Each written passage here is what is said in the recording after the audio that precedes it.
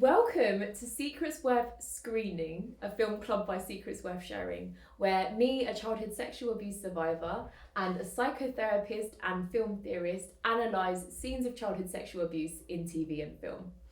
I'm Sophia, founder of Secrets Worth Sharing, and I'm joined by Andrew. Hello, Andrew. Hey, Sophia.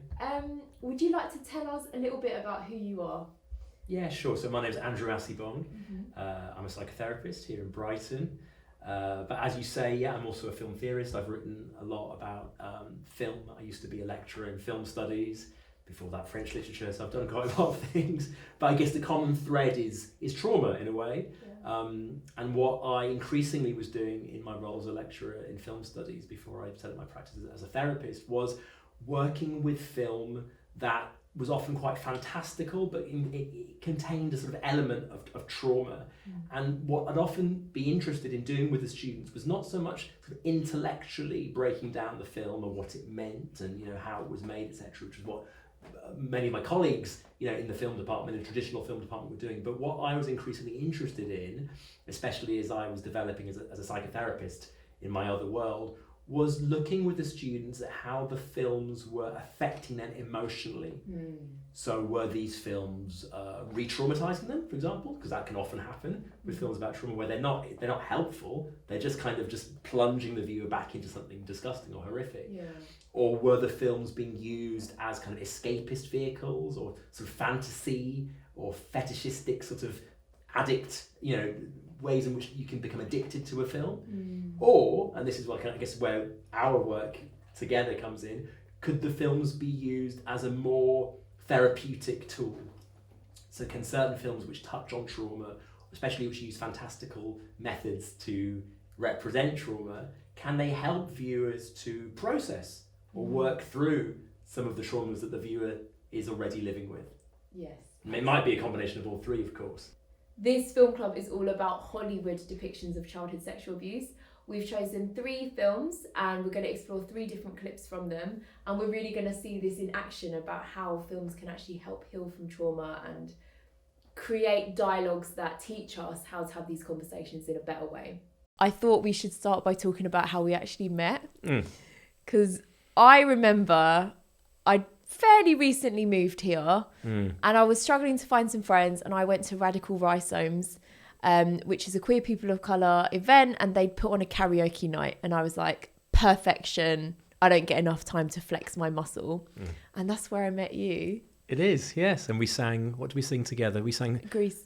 Yes, so no, Summer Nights, wasn't Summer it? Nights, yeah. And then a very problematic song.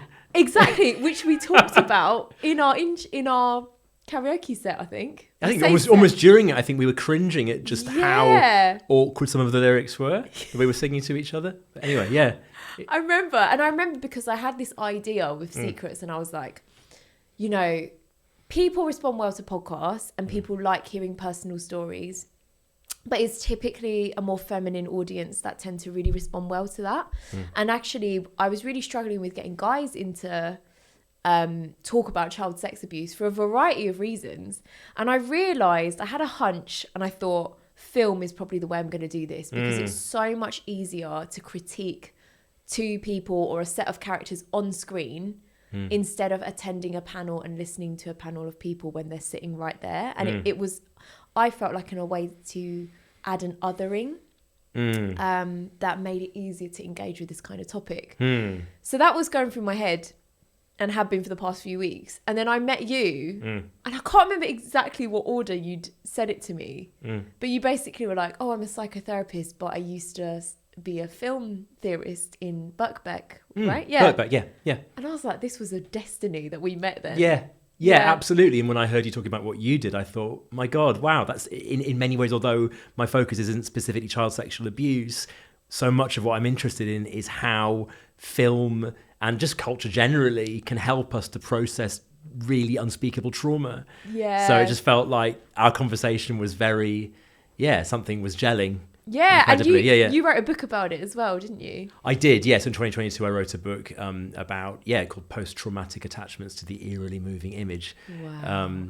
Essentially about horror and other forms of fantastical cinema, which kind of counterintuitively end up helping certain people who've been through certain kinds of experiences to I guess, make meaning of their experience. For me, that's what productive film watching is about. Obviously, it can just be entertaining as well. Yeah. But at its best, it can help the viewer to create meaning or even feeling for an experience which previously hasn't been able to be made sense of or even felt. Yeah, and I remember that one of the films you feature in that book is Get Out, and there's quite a prominent theme of race and blackness throughout that book as well, and a way of kind of healing or using storytelling to kind of heal those elements of identity. And it's not a million miles off what I do with Secrets, really. Absolutely. And yeah, in the final chapter of the book, it's specifically about a film club which I ran for more than a couple of years actually, at Birkbeck, but which was allied to an activist group. I'm not even sure we've talked about this. Yeah, we did. Have we? Yeah, called London Campaign Against Police and State Violence. And at this film club, what we would do, we'd show films which had as their centre sort of racialised state violence, and often survivors of said types of violence would come, and it would actually help. Discussing the film afterwards would really help people to, well, first of all, feel they weren't alone in that experience, but also to in some way, there was a kind of catharsis, I think, in some of the better of the film clubs. So I think what I was doing from a racialised perspective, in terms of racialised trauma, isn't a million miles away from what you're doing around child sexual abuse. Yeah, and actually a lot of those themes are still relevant, because as we'll touch on with our later film clubs, particularly when we look at blackness and black survivors, is that there really is a strict line on who gets portrayed as a victim or survivor and who gets portrayed as an abuser, and how those kind of experiences are reflected by the state as well. Absolutely. And particularly, what's the one we're going to do? Doubt is one of the ones we're going to do, isn't it?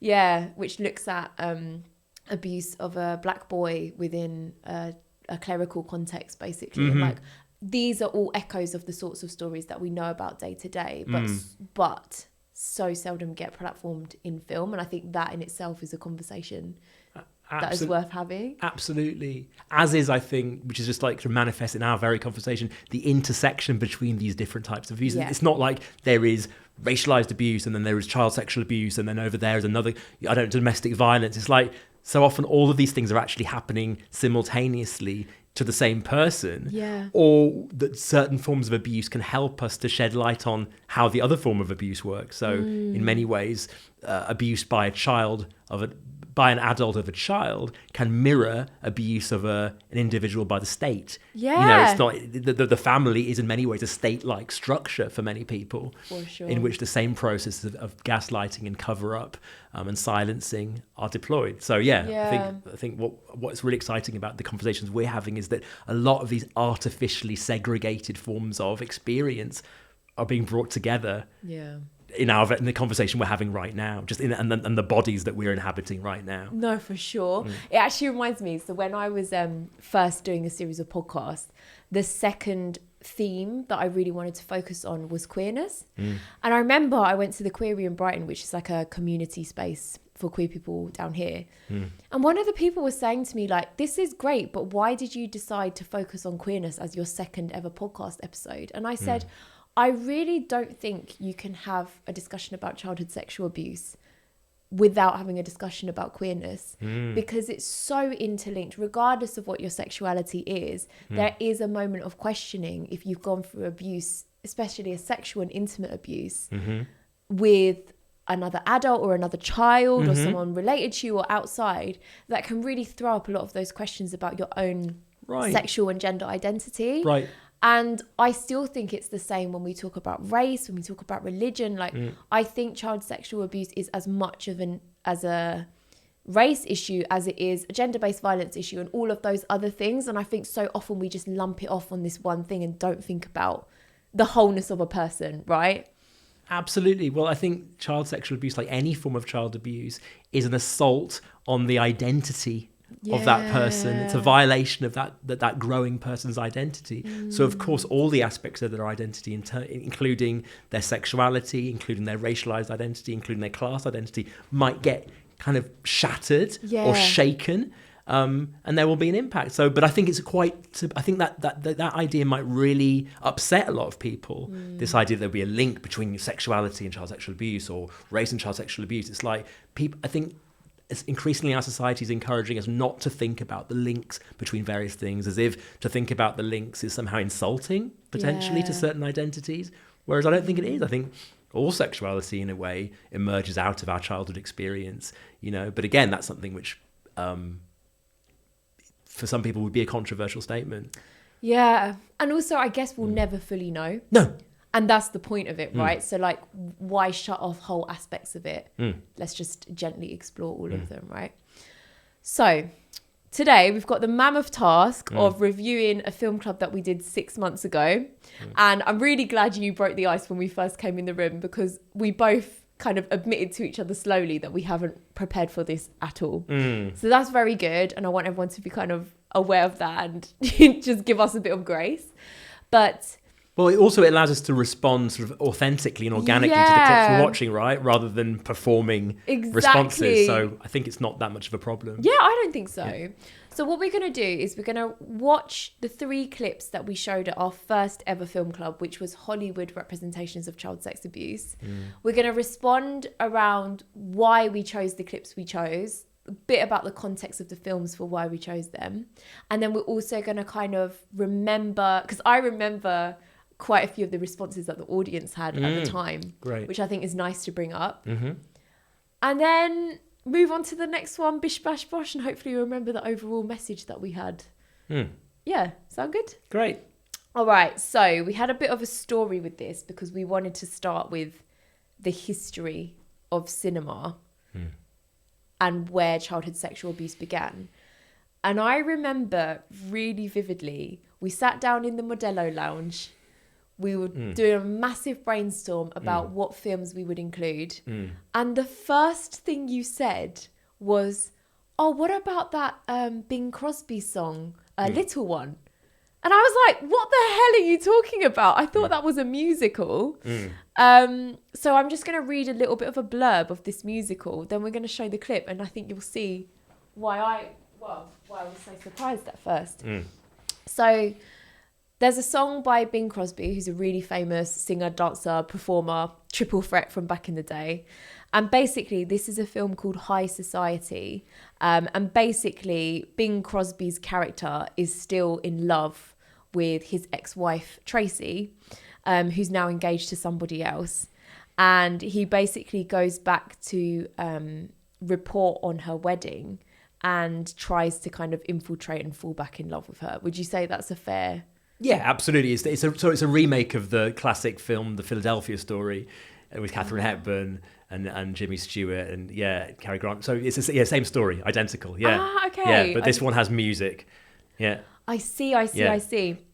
Okay. Now the scene we're about to watch is Bing Crosby's character singing to the little sister of his lover, because the little sister has a little bit of a crush on him. So this is the scene. Dexter? Uh-huh. Are you ever going to get married again? Oh, sure I am. But I'm waiting for you to grow up. Oh, Dexter, for you, I'll hurry. Yes, you're gonna have to. And you know, I wouldn't have acted the way Tracy did when you published your song about her. I wish you'd write a song about me. Would you like that? Really? Well, we ought to be able to whip something up here.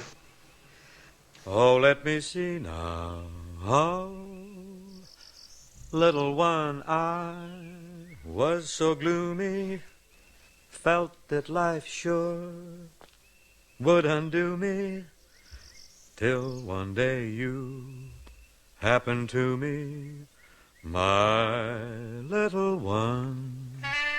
Here now, little one, no controversy. You're my downfall, you're my Circe. I'm a good guy, show me mercy, my little one. I have such love for you, our future could be heaven above for you, and paradise for me. Little one, fate might miscarry, Little one, why do you tarry? Little one, when may I marry you, my little one? Oh, Dexter, that was beautiful. I consider us engaged.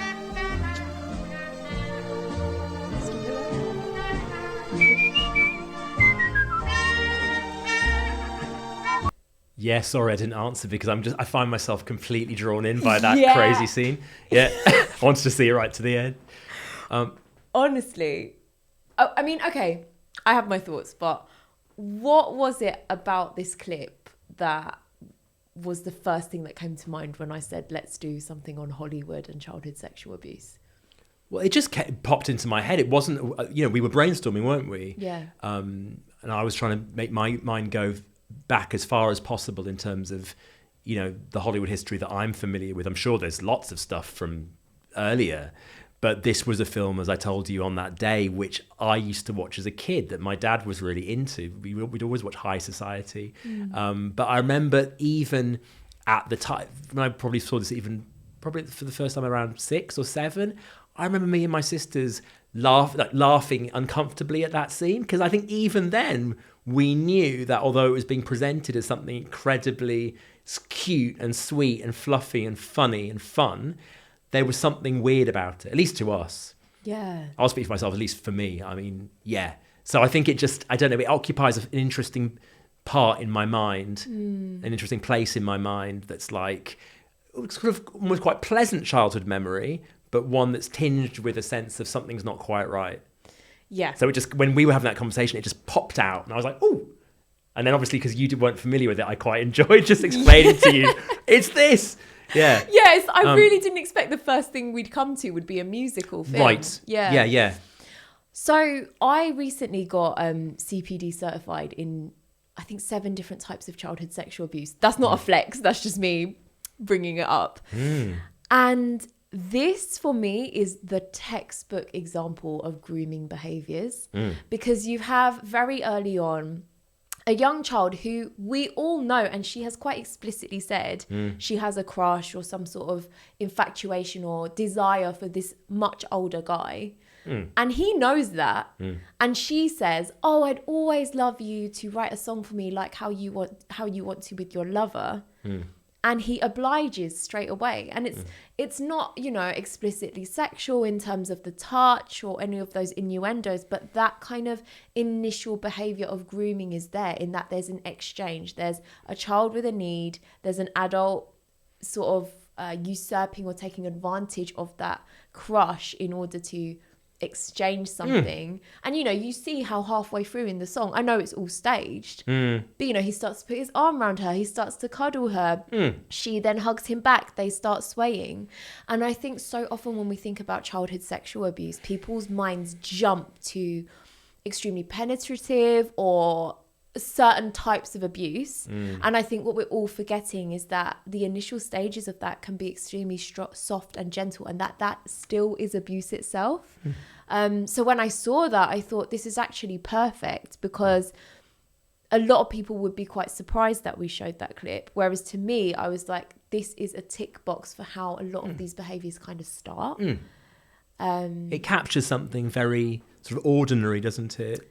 Yeah, ordinary is such a good word, actually, because there's also a kind of, so often when people who are abusing are caught in the act, they'll say, "Oh my God, I wasn't doing that. I was just buying your kid a Netflix subscription," or "I was just trying to help them with their homework," or "Oh, I was just playing sports with them," or "Oh, you're hurt. Let me just give you a massage or some words of encouragement." Like, this kind of behavior is so easy to hide and disguise and brush up, especially when they're combined with a seemingly nice action, like writing a song for a little girl. Absolutely, and the whole film just does everything it can to normalize the situation. You've got a band of musicians accompanying, headed by Louis Armstrong. Yeah, which is very interesting. Beaming at the whole situation. So it's almost like the onlookers bestow the appearance of loveliness to the situation. And then I don't know if you've scrolled beneath the YouTube clip to look at the comments. But, you know, you've got a classic situation where some people are saying, oh, actually watching this in 2022 or whatever feels a bit strange. This feels a bit wrong, isn't it? And then you've got loads of other people going, what are you talking? Oh gosh, oh goodness me, this is political correctness gone mad. Yeah. You know, in this time, this was a gentler age. This was a nicer, more innocent time, you know, in which this could happen without there. So it kind of, everything about the clip, from the YouTube comments to the way in which it's filmed, illustrates what you're saying about the conspiracy to normalize something which actually shouldn't really be normalized. It's not sweet. The adult is responding to the child's crush in a really inappropriate way. Yeah. And I love that you said nostalgia, because my God, let me tell you, we've seen the stats. Child sex abuse is as rife back then as it is now. And yet so often we see tradition and nostalgia being the two things that people use to explain away these kind of abusive behaviors. And then imagine if you're a survivor or someone who's experienced that, you're going to feel even more gaslighted by society, right? Because you don't want to come out and say, oh, this happened to me and I felt really, really uncomfortable. Because the whole of society and literally Hollywood, like the West's film industry, is telling you, no, this sort of behavior is okay. And I remember around the time that we were doing this film club, the Nickelodeon documentary came out with Dan Schneider, which is called Quiet on Set. And it's all about one of the producers of Nickelodeon who basically was putting kids in really, really sexually harmful situations, was extremely abusive on set. And a lot of that behavior was enabled by parents who wanted the money and the funds, or who didn't know it was going on, or by society who kept telling them, no, this is completely normal. And, you know, there was scenes back then where there was, I think it was a young Amanda Bynes was interviewing adults in a hot tub. And that was children's television. Or there's a scene where Ariana Grande is trying to squeeze juice out of a potato, and it's very sexually explicit. And these are supposed to be kids' shows, right? And I think what's extremely worrying is that, you know, we might look at a clip like this that is from 55, is it? Oh, 56, close. Almost, yeah. Yeah, but a clip like this from the 50s and be like, that's not relevant today. But actually this Hollywood legacy of idolizing a very young, innocent, very often a girl, and then being able to manipulate that throughout Hollywood reflects both a industry that's very corrupt, and then also the outputs of that industry is in the films that we are entertained by to kind of normalize sexual behaviors. Absolutely.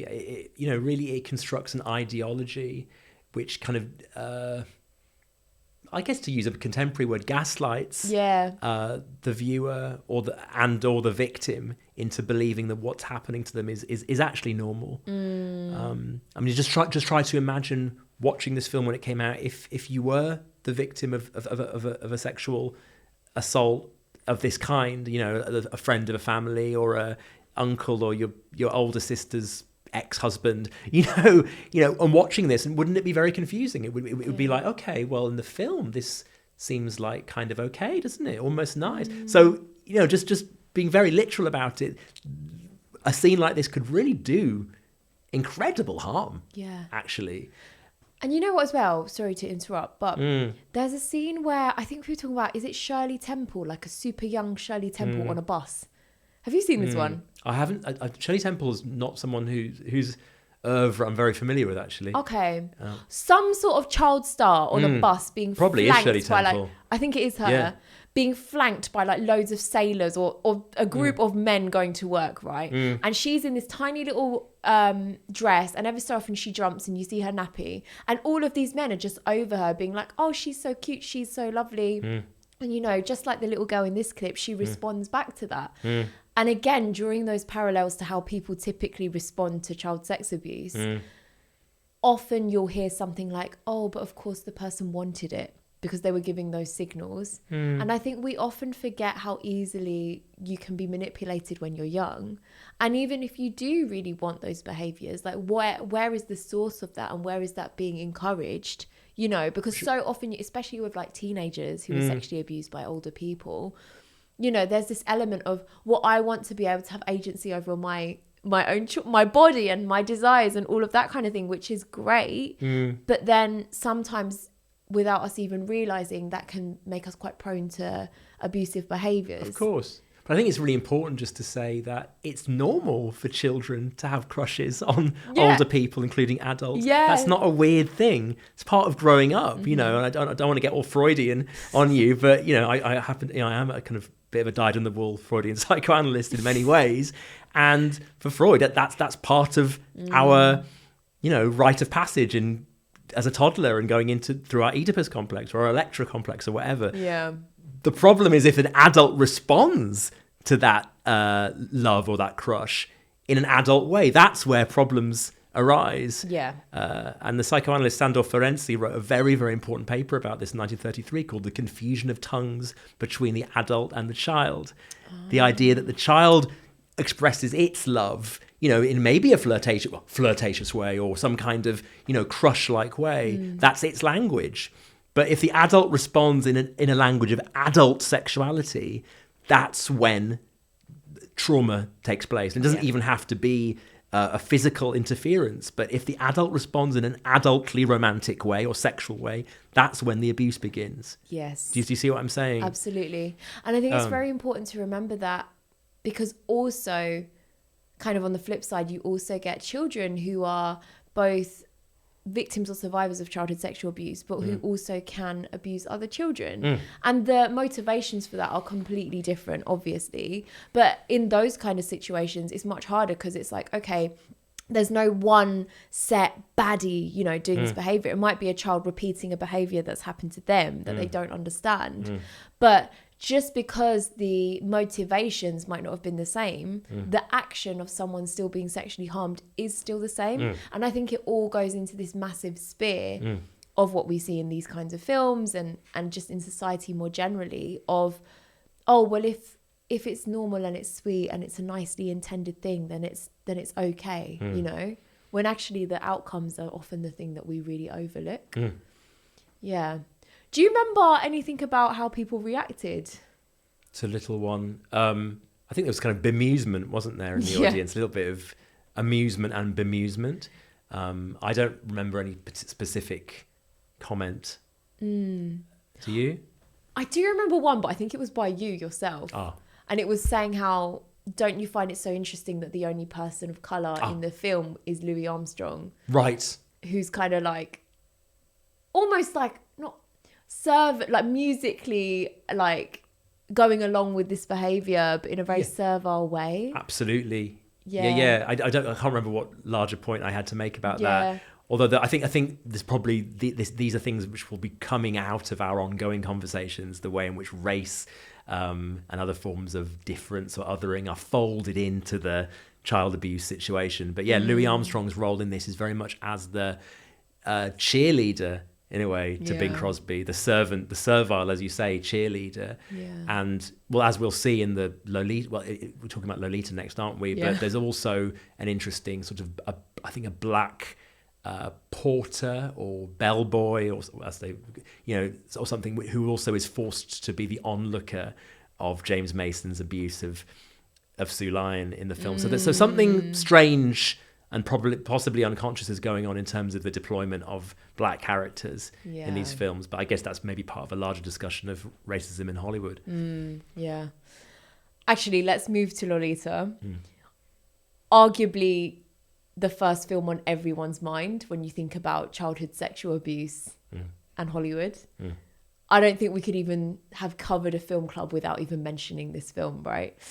And I think it's really important to recognise that there's a history behind this film that fewer people know and understand.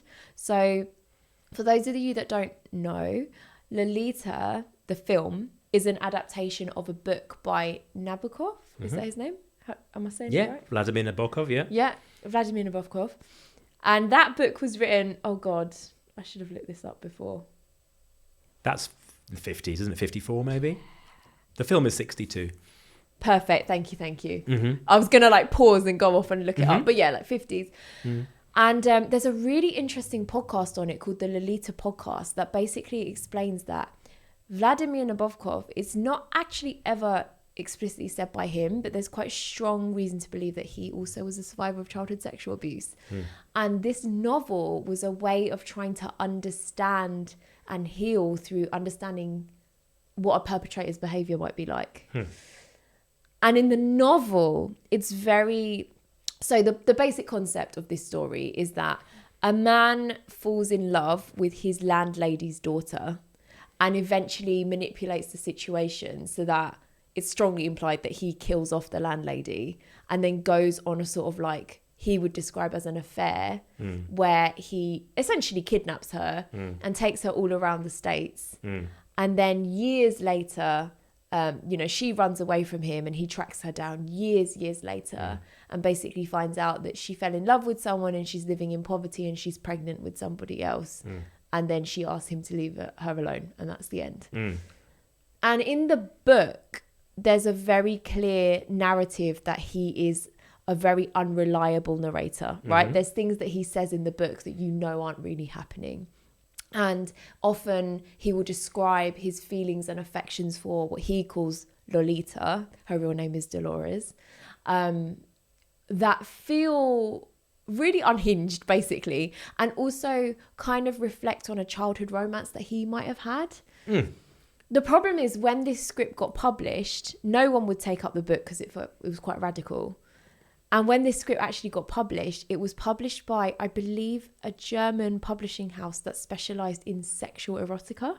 So instantly it got picked up as this kind of like, sexualising behaviour of a teenager. And a lot of that original message kind of got lost.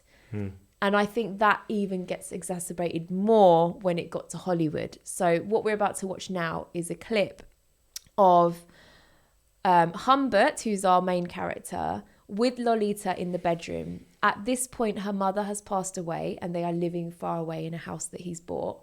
And she has stopped going to after school classes. Why were you so late coming home from school yesterday afternoon? Yesterday. What was yesterday? Yesterday was Thursday. Oh, well, was I late? Yes, you were. You finished school at 3 o'clock. You were not home until 6 o'clock. That's right. Michelle and I stayed to watch football practice. In the Frigid Queen. What do you mean, in the Frigid Queen? I was driving around and I thought I saw you through the window. Oh, yeah, well, we stopped there for a malt afterwards. What difference does it make? You were sitting at a table with 2 boys. Yeah, well, Roy and Rex just happened to sit down with us. Roy and Rex. The co-captains of the football team. I thought we understood no dates. What do you mean, no dates? They just sat down at our table. I don't want you around them. They're nasty-minded boys. Oh, you're a fine one to talk about someone else's mind. Don't avoid the issue. I told you no dates. It wasn't a date. It was a date. It wasn't a date. It was a date, Lolita. It was not a date. It was a date. It wasn't a date. Well, whatever it was that you had yesterday afternoon, I don't want you to have it again. And while we're on the subject, how did you come to be so late on Saturday afternoon? Saturday, I went to my piano lesson. Your piano lesson? I thought that was on Wednesday. No, it was changed to Saturday, remember? Between 2 and 4, Miss Starch, piano. Well, ask Michelle. She was with me. Ask Michelle. That's what you always say to me. Well, now, for a change, I'm going to ask you something about Michelle. You can't have her. She belongs to a Marine. I will ignore that idiotic joke. Why does she give me these searching looks whenever she comes to the house? How should I know? Have you told her anything about us? No. Have you? You've told her nothing? You think I'm crazy? You spend too much time with that girl. I don't want you to see her so often. Oh, come on. She's the only friend I've got in this stinking world. You never let me have any fun. No fun? You have all the fun in the world. We have fun together, don't we? Whenever you want something, I buy it for you automatically. I take you to concerts, to museums, to movies. I do all the housework. Who does the tidying up? I do. Who does the cooking? I do. You and I, we have lots of fun. Don't we, Lolita? Come here.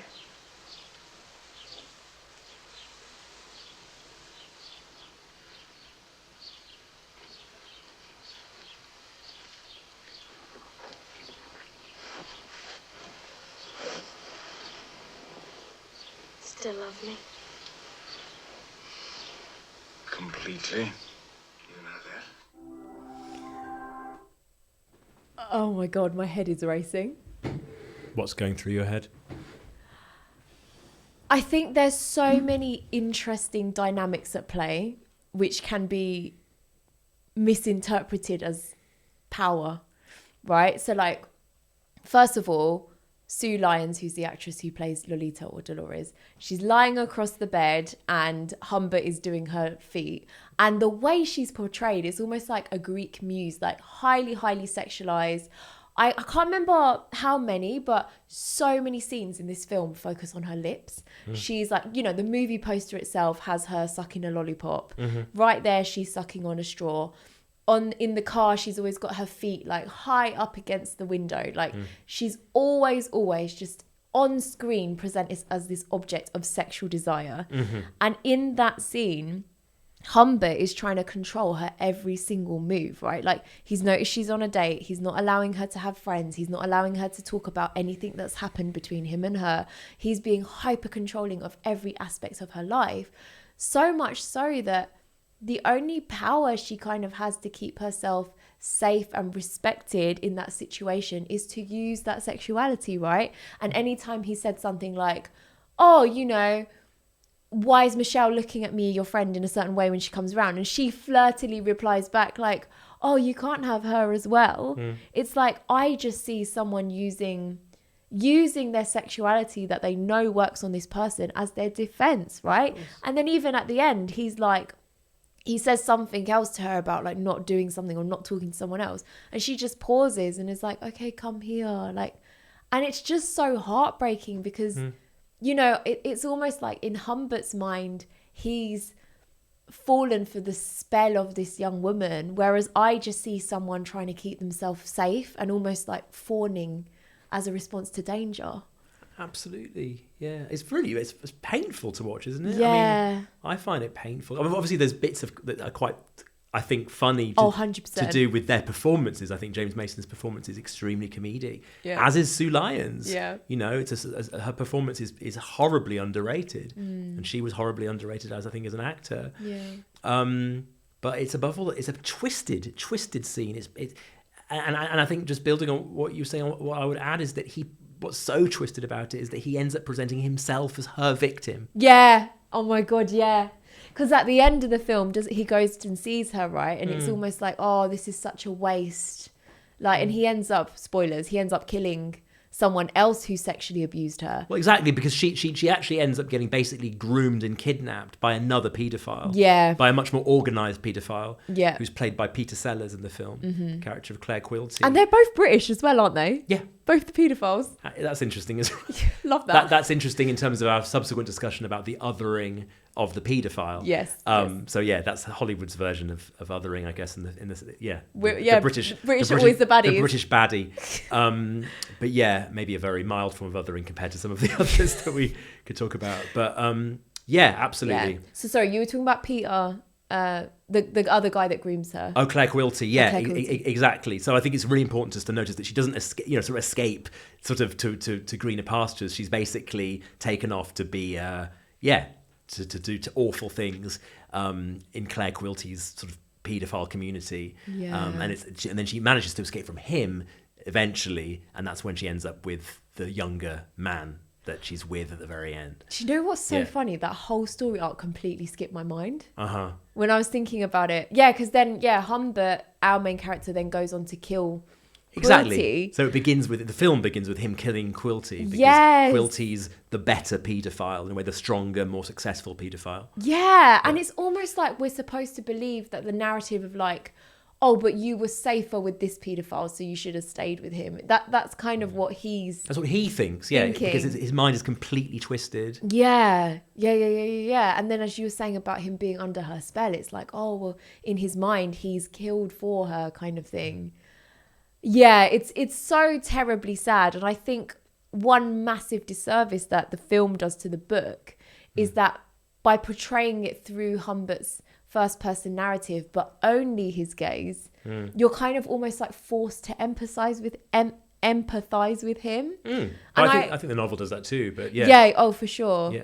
But in a way where, I guess with the novel, there's almost that nuance of like, but you see that he's super unreliable and like, maybe with a book, but I don't know.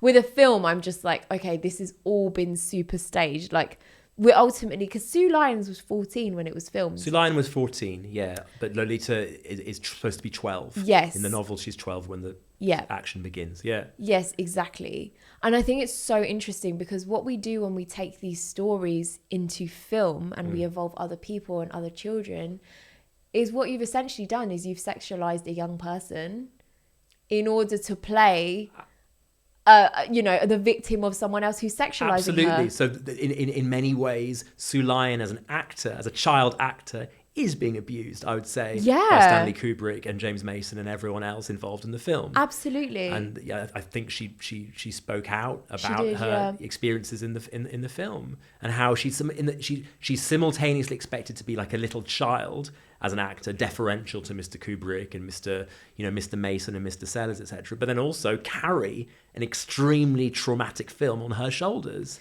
And then in all the marketing is only ever portrayed as a sex symbol as opposed to a victim. And I think it goes back to what we were saying about the other clip that we showed, where it's like, oh, but if the child or the young person shows that they want it and they want that behavior, that means that they're not actually being abused. And actually, that's such a myth. We can exist with all of these things at once. Yeah. And I guess that's what I mean then, maybe when I say that the film does even more of a disservice than the book, because the film is actually abusing someone in the real world. Right. Absolutely. Yeah. And I guess one could also argue that just the very medium of film, in the way it frames a sexualized figure, or almost invariably at that point in history, a female figure, and here a child female figure, there's something inherently abusive in that framing, in that gaze. Yeah. Right. So for all, I feel like we're probably in agreement on the idea that the Lolita is in some ways an improvement on High Society in terms of, at least it's kind of interrogating the paedophile figure. It's kind of like showing us his pathology and his duplicity and his dysfunctionality, etc., disingenuousness.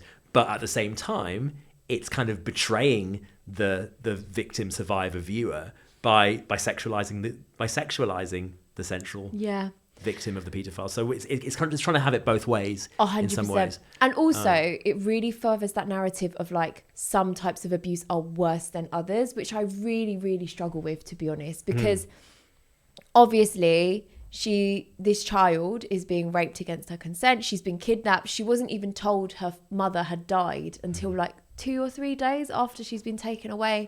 All of that dreadful stuff's happened. She's then put into a ring, blah, blah, blah. And I think we're so caught up on, Peter Quilty and what he does to her is quote unquote worse than the love, quote unquote, that she receives from Humbert. Well, that's Humbert's line, yeah. Yeah, exactly. And actually what we're forgetting is that all of it is a breach of trust. And when we bring that to the real world, you have people who were abused online where there was never any contact, or people who are abused, in terms of touch, but not penetratively, and this, that, and the other.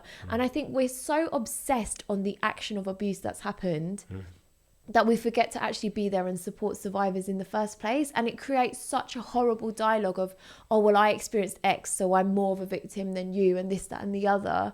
And actually what we should be looking at are, what are the systems in society that are enabling this behavior in the first place?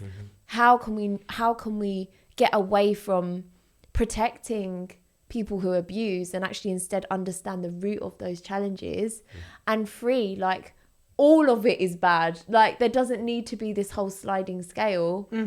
We're having the wrong fight there if that's the thing we're hung up on. Absolutely. Yeah. And I guess maybe this is a moment just to acknowledge that we're recording this podcast in the context, this week in the context of horrific, racialized,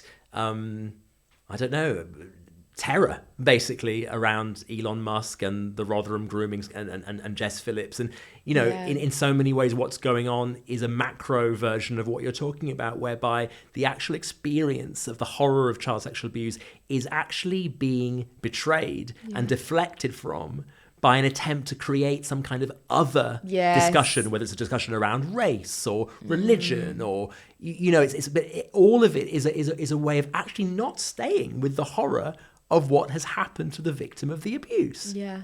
And that's why so many people in the secrets community, that when we survey them, say that actually talking about the sexual abuse can sometimes be worse than the abuse itself. Like, I think we can all agree that childhood sexual abuse is bad, but then if talking about it is worse, that is telling you that there is something seriously wrong with the way we're taught to think about this issue, right? And again, as you said, like by Elon Musk, by Trump, by so many others, childhood sexual abuse is used to fan the flames of other polarizing scandals, as opposed to something that needs to be received with grace and care and open-mindedness in its own right.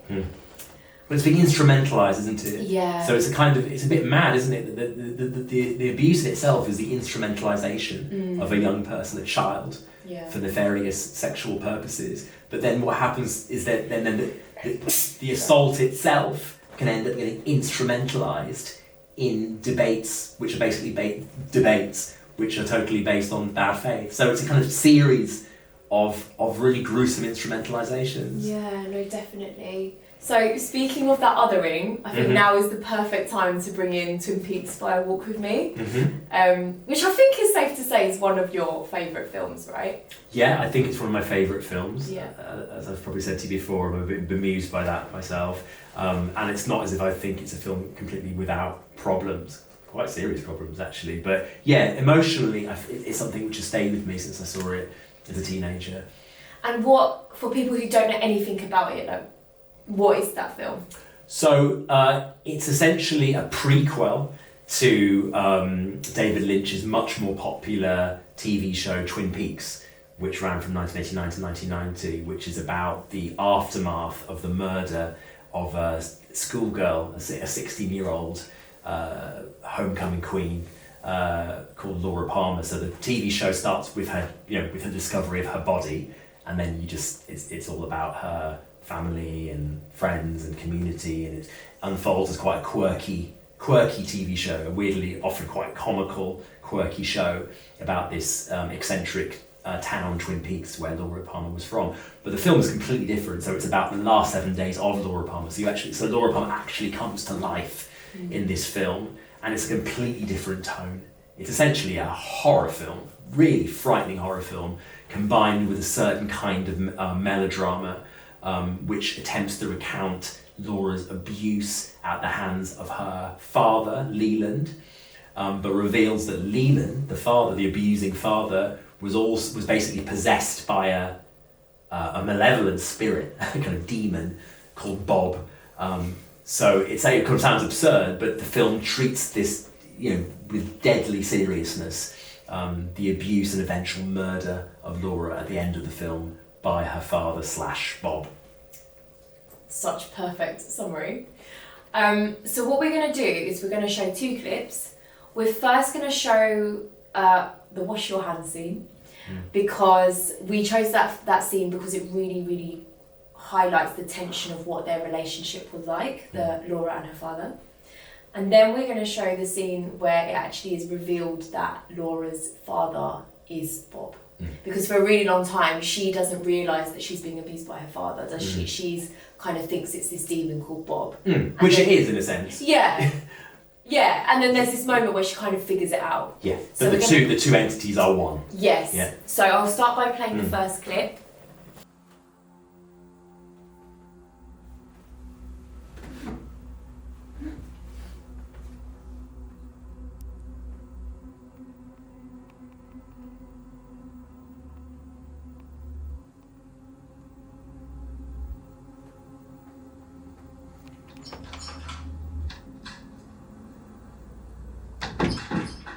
Hi, honey. How's Donna? Fine.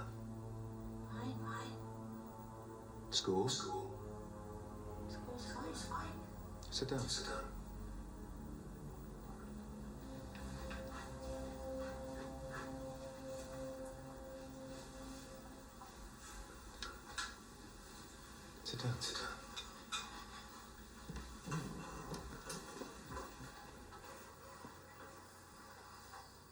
Are you hungry? Not really.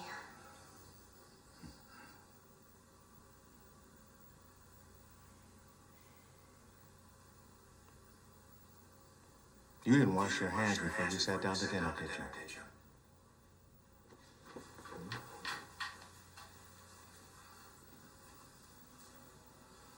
Let me see. Damn it. These hands are filthy. Look. There's dirt way under this fingernail.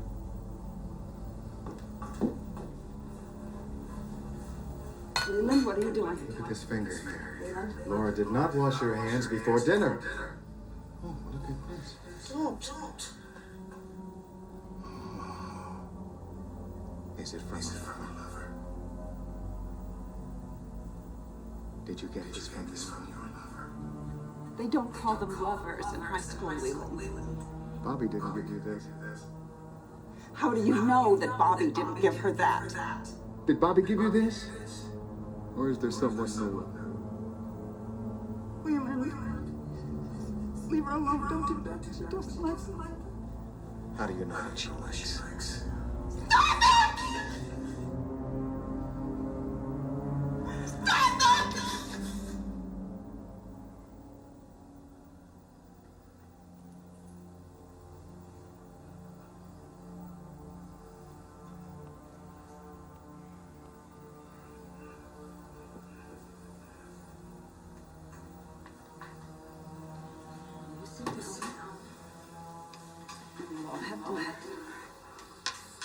Oh, I'll sit down.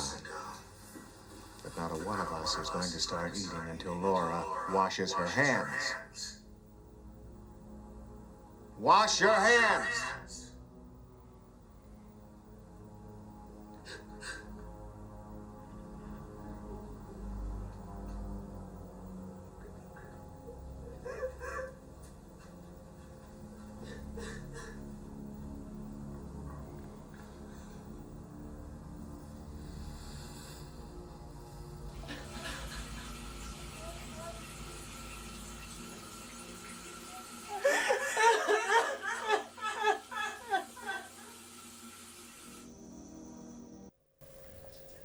I feel like we should maybe discuss that Yeah. before watching the Yeah. The other clip? When it's raw. Yeah, especially because every time I see that, every time, we've just done this discussion once a few months ago, but watching that scene straight after the Lolita scene, it's very hard not to read it or see it as a direct commentary on the Lolita scene. Yeah. Like a sort of crazily updated version where the abuser is basically interrogating his victim about her life and her dating life, whilst also being morbidly preoccupied with nails. So just as Oh yeah. in the first one it's the toenails, and this one it's the fingernails.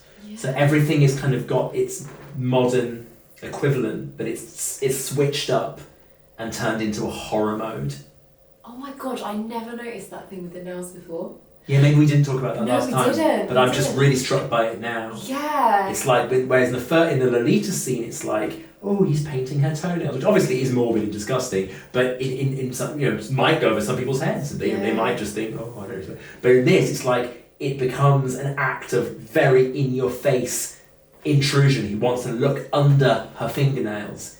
It's an invasion of the body. Absolutely. Yeah, an invasion of the body under the pretense of, oh, I'm caring for you, which is essentially how abuse begins and can penetrate in some people, right? Like, when I watch that, first of all, her acting is phenomenal. Like, it blows me away every single time, because first we see her fawn in a very similar way to the Sue Lyons Lolita character before, right? She knows how to keep herself safe in the way she knows, which is to abide by what the abuser or the person abusing you wants, try and deliver it in a sweet, gentle, non-assuming nature. He's like, how was school? She's okay, he asks her to sit down, she sits down, she's always obliging, right? Then it goes from 0 to 100 because he spots her necklace, right? And then all of a sudden, it starts this whole interrogation-y behaviour, and her stare just goes from confusion to fear to dread, and she's pleading at her mum, who's might as well be a million miles away, the way it's shot, and it just made me think, like, in this domestic setting, which is often where we see abuse, all of the characters are in close proximity to each other, but could not be further apart in the way that they're dealing with all of these things. And even when the mother does try to back up her, it's so passive. She doesn't physically intervene. You know, the most we get out of her is a scream. She doesn't follow to check up on, I was going to say Lolita because it really feels like it. Follow to check up on the main character. Laura. And the whole time you're just thinking, wow, this must be like the millionth time this has happened, because everyone's kind of acting quite normally for them. Right. There's a kind of frozen quality to the acting, and I think what you pick up on in Cheryl Lee's performance as Laura is she's frozen. It's in an almost unnatural way. You know, in many ways I think it's an anti-naturalist performance, but in being an anti-naturalist or anti-realist performance, it conveys something about the realness of trauma, that there is something frozen about many trauma victims. Absolutely. But then the mother is also frozen. She's like a kind of, it was almost like she's, as you say, she's so far away. It's like it's white noise coming out of her mouth. Yeah, it's good that there's an observer in this scene. You know, with Lolita, there's no observer. The mother is gotten rid of. She's dead within the first half an hour of the film. In this film, the mother doesn't die, but in many ways, she may as well be dead, right? Yeah. Because she doesn't intervene. She's got no presence in this movie. Like, I barely recognise her. And also, I think it's so important to highlight that, you know, we hear that phrase, silence is violence, not intervening is allowing the abuse to happen. And I think that is so beautifully captured here. And in the fact that all of the different characters, they are talking about something else which is other than what they're trying to talk about. The father, Leland, right? He's really annoyed that he thinks that she's got a boyfriend, right? So that becomes the whole topic of his thoughts. But actually what he's saying is, wash your hands, wash your hands, wash your hands. I imagine from the mum, she's thinking, I want this abuse to stop. And you hear it sometimes in the way she just screams or whatever. But what is coming out of her mouth is, oh, they don't call them boyfriends in middle school or whatever. And then from the main character, it's just like, I'm frozen and I want all of this to stop, but I'm voiceless and I have no words. And so often topics around childhood sexual abuse are so intimate, so taboo, so stigmatized, that it's so much easier to move the topic on or to talk about something else. But actually what you're doing there is you're denying somebody a chance at getting support or disclosing abusive behaviours and even preventing them for other people. And that for me was all just locked in at a dinner scene, which is something that quite a lot of people experience in the domestic setting. Not that, but like dinner itself, you know? Right. So the film manages to take us from something incredibly banal and ordinary, again, to go back to that word, but then in the form of, when it goes into Bob and all the fantastical sort of demonic aspects, it's something completely unreal and other. But in a way, I think what the film does so marvellously is it shows how one is just the flip side of the other. That if you're living in a banal, ordinary domestic situation, which is also a situation of extreme and apparently unspeakable abuse, then the only place to go to really represent that is a place of utter horror of demons. Let's watch the demon clip now.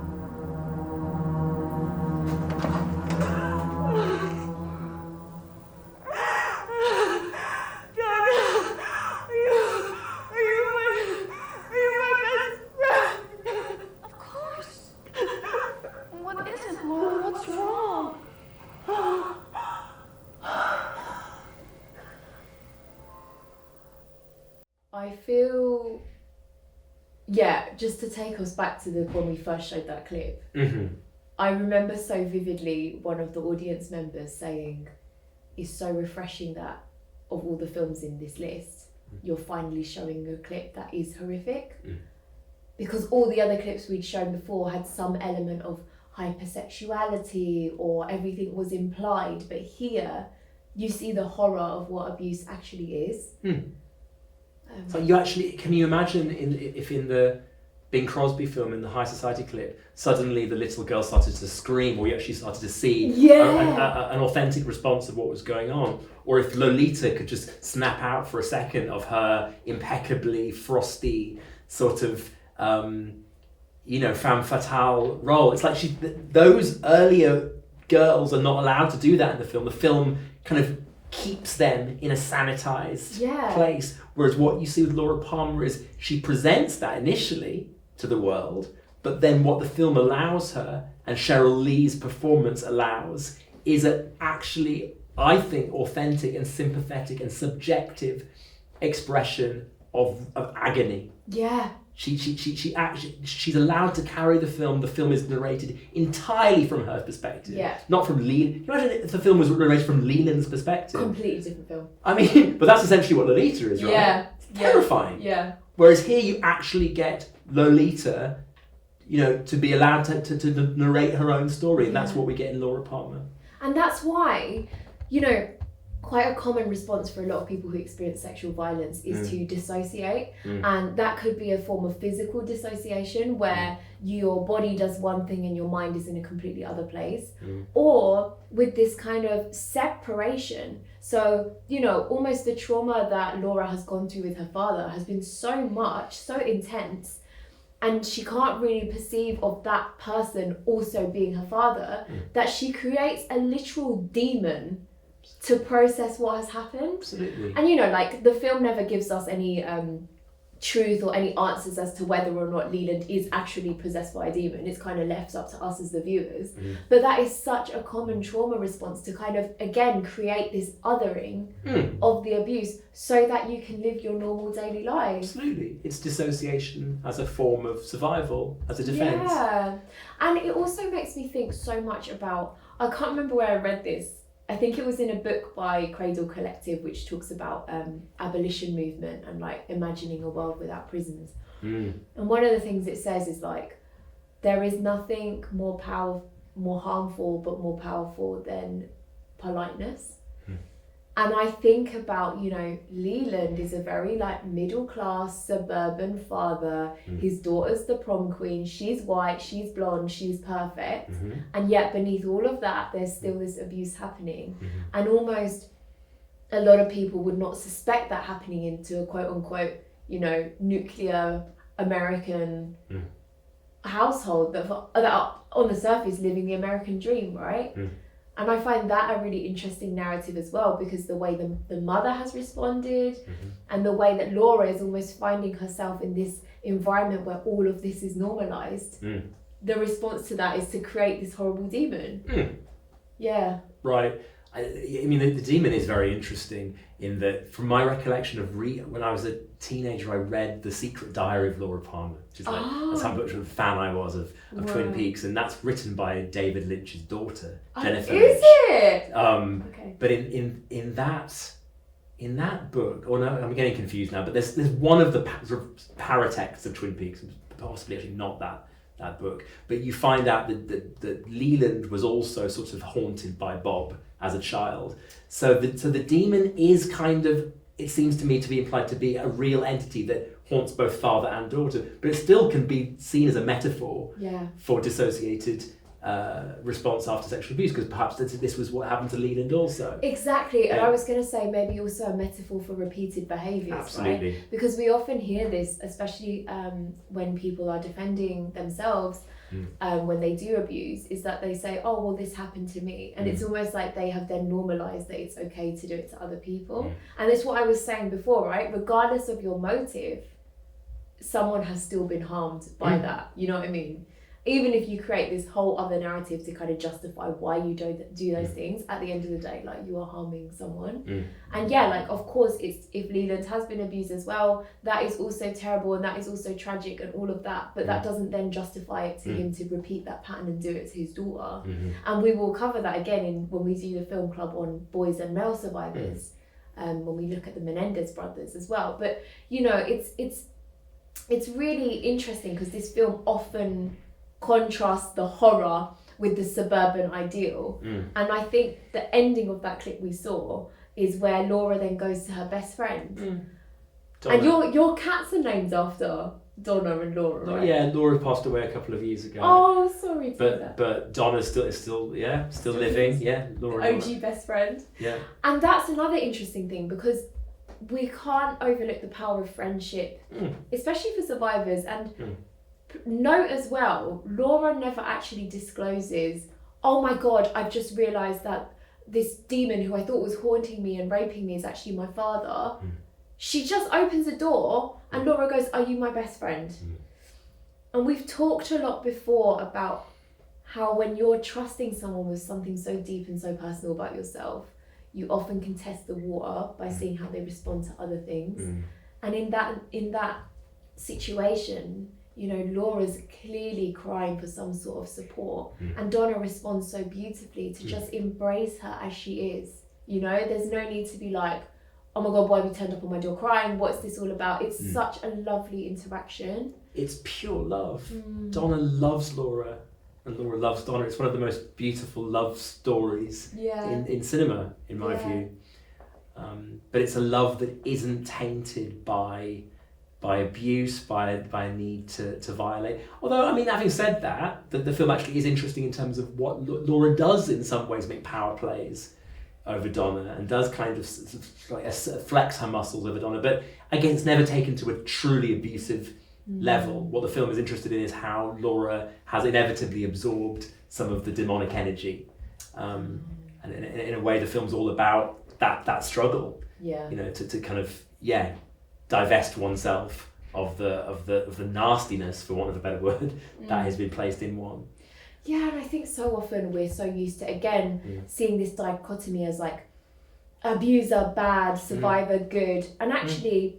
And Laura's very complex. She's not a good character. There's no such thing as a perfect victim or survivor, or even a perfect abuser, I dare say. Like, we're all such flawed and complicated individuals, and I think there's definitely an element of that comes across in this film. And when you take David Lynch as a director, whose other work is also very avant-garde and weird, you know, you have quite a nice formula to think about abuse, you know, like for portraying abuse that is kind of a bit more left field and sparks these chats. Absolutely. It's far from simplistic, although I think it's also worth saying that, at least in my view, there are a lot of problematic aspects as well, and I think that whilst Laura is given subjectivity and masses of sympathy, she is also sexualized in the film. Oh yeah. Like in ways which I don't think are necessary. So Lynch, you know, I think Lynch is also having it both ways. Yeah. And we could also talk, as we were talking about earlier on today, about the slight racialization of Bob. It's almost as if Bob, the demon split off character, is just a little bit ethnic. You know, I'm not sure about the ethnicity of the actor Frank Silva, but it's definitely not a WASP, you know, white Anglo-Saxon Protestant ethnicity, which is interesting given that most of the characters in Twin Peaks are super white. Yes. So isn't it interesting that, you know, apart from Joan Chen, you know, who plays, what is the name of Josie, of course, who plays Josie in the TV show, it's an all-white universe in Twin Peaks, but except for the demon who looks a bit Latin or a bit native, you know, it's a bit because it's almost like we want to say, oh, this happens, but not in our cultures, not in our lives, not in our homes. And I think, again, we were talking about how this is one of the very first early films, particularly in this era, when this was, because when was this film made? 1992. 92, where suddenly the lens was, you know, in the 90s, the narrative on sexual violence was very much that it was stranger danger, right? These things happen outside of your homes. And this was one of the first films, certainly, to say, actually, no, these horrors happen within the domestic setting and actually often do. And then portrayed that in a very powerful and memorable way. And with the biological father as well. Which I think is an important shift from the stepfather. Yes, definitely. That's a really good point. I just wanted to end by sharing some thoughts and reflections about how people responded at our film club. Because I do remember a couple of them. One thing we weren't afraid to shy away from was the fact that all of the survivors of sexual violence in the films that we chose were all white women. Or white girls and women. White girls. White girls, yeah. And I think, again, that's not to say that we don't think that other avenues should be explored, and we've dedicated whole film clubs to that. But I think it's really important, and I think I said it on the day, I was like, if you leave with one note about how childhood sexual abuse is displayed in cinema, let it be that media, film, TV, all want you to think that survivors of sexual violence are a very specific type of person, and that person is typically white, typically a young girl, and it's a very specific type of act that happens, and that is usually, you know, very like penetrative. And let it also be that perpetrators or people who abuse are typically one sort of person, and that person is typically male and often othered in some sense. And I really, really want people to come away with realising, although that's what Hollywood wants us to think, that is very far from the actual case. You know, we have instances of child abuse, which are very, very common as well, and very different notion. We know statistically that sexual abuse happens in all cultures equally. There's no one that is more likely to X, Y, Z, whatever. And we also know that there are so many different types of acts that come under childhood sexual abuse, not just the one that everyone thinks about. And yet so often, not only is that the act and survivor and abuse narrative that is portrayed in Hollywood, but it's also perpetrated by the industry as well, in who we choose to cast, how we sexualize them, the extreme ways we expect them to live their lives on and off camera as now being an idol. And I think it was really important because someone actually said, oh, have you not noticed that? Absolutely. Why?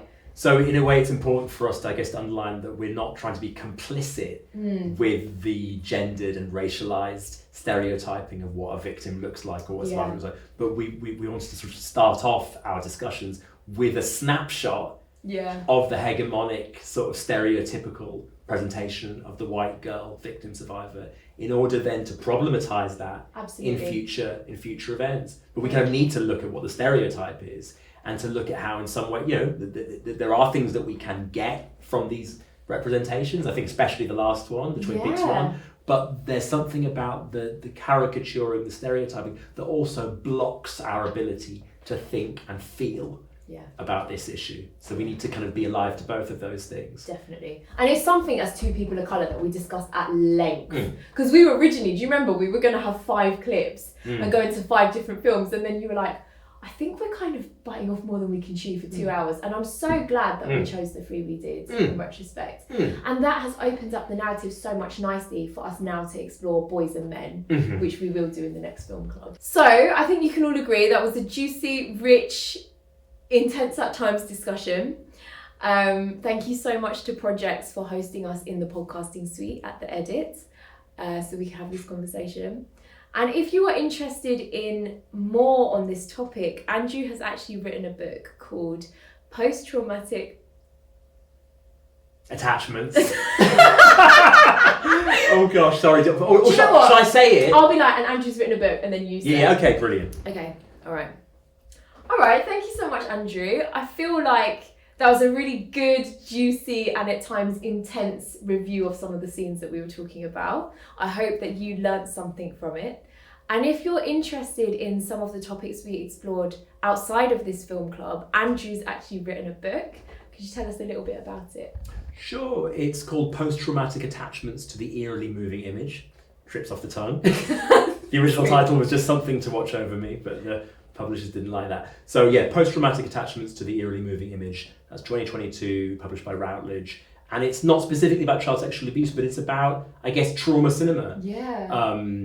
Of all kinds. And to what extent certain movies, sometimes TV as well, can help individuals to heal from or process their own traumas. And it comes at that from lots of different angles, from the film club, the state violence film club I was telling you about earlier on, to looking at TV show 6 Feet Under, to then there's also an autobiographical chapter in which I look at my relationship to Fire Walk with Me, and also a 1940s horror film called The Curse of the Cat People. So yeah, lots of stuff, but essentially if you're interested in the idea of film as a potential healing tool from trauma, then that's what that book's about. Stunning, and we will link it below as well. I think you can all agree we've come a long way from an original karaoke meet and greet to now being on these sofas at projects. And until next time, which is Boys and Men Survivors. Bye. Thank you for listening to yet another iconic episode of Secrets Worth Sharing. I'm just dropping in here now to remind you to like, follow and subscribe on all the platforms, most notably Instagram, let's be for real, at secretsworthsharing_. And you know the score. If you want updates on any of the resources, links mentioned here, blogs, media and links to our events, go to our website www.secretsworthsharing.com. Also, rate this podcast, ideally 5 stars, give it a like on YouTube. All of that really helps us to drive up funding so we can keep producing this iconic, engaging and community minded material. And with serious joy, bye.